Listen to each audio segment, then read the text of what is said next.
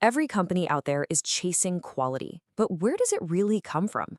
Is it about the product, the process, maybe something else entirely? Well, in this explainer, we're going to dive into why the real answer, the secret ingredient, is all about the people. So let's just jump right in with a big question. I want you to think about this for a sec. What is a company's greatest asset? Is it the brand name, the fancy tech they have, maybe all the property they own? Well, here's the thing. The answer isn't something you're going to find on a balance sheet. It's the people. Yep, the team. The actual human beings who are innovating, creating, and delivering day in and day out.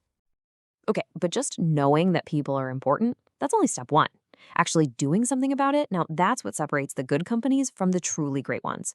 So how do you do it? How do you make it a system? Let's zoom in on a really powerful framework that was designed for exactly this. And that framework is called Investors in People, or IIP for short. It came out of the UK, and what it does is it sets a really clear standard for good practice. It's all about making sure that when you train and develop your team, their growth is directly connected to what the business is trying to achieve. No wasted effort. So the IEP framework is broken down into 4 really logical steps. First, you have to commit. This is the big one, a formal commitment from the top to actually invest in people. Then you plan. You get strategic about it, figuring out exactly what skills your team needs to hit those business goals. Next up is action. And this isn't just a one-time training day, okay? We're talking about a continuous development program.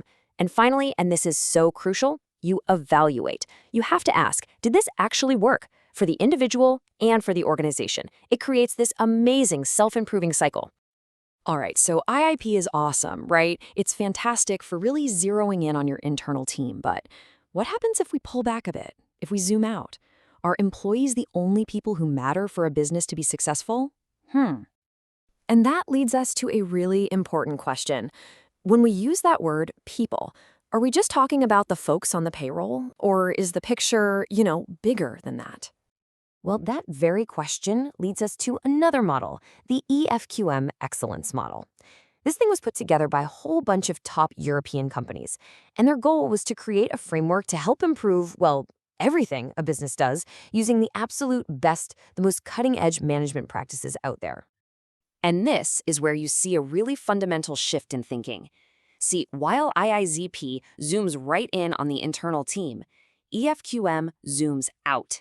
It makes you look at the whole shebang, the total stakeholder picture. So what does that wider picture even mean?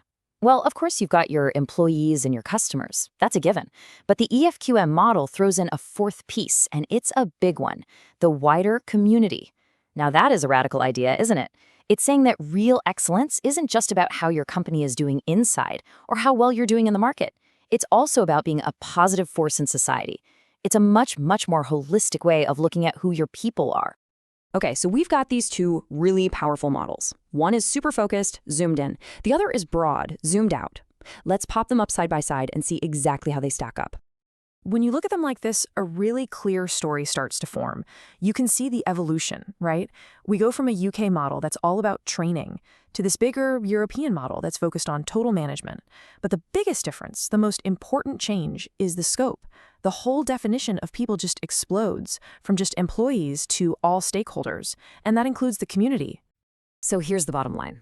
Whether you're zoomed in or zoomed out, whether your focus is narrow or broad, both of these frameworks are pointing to the exact same thing.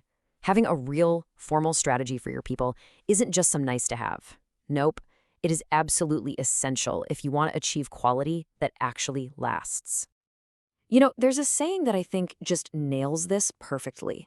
It goes, your products are what you sell. Your people are who you are. Let that sink in for a second. That idea that the people are the very soul, the character of your organization, that's the beating heart of both of these frameworks. And that brings the question full circle, right back to you. It doesn't matter if you lead a tiny team of 5 people or a massive company of 5,000. The challenge is exactly the same. So, the question is, how are you investing in them?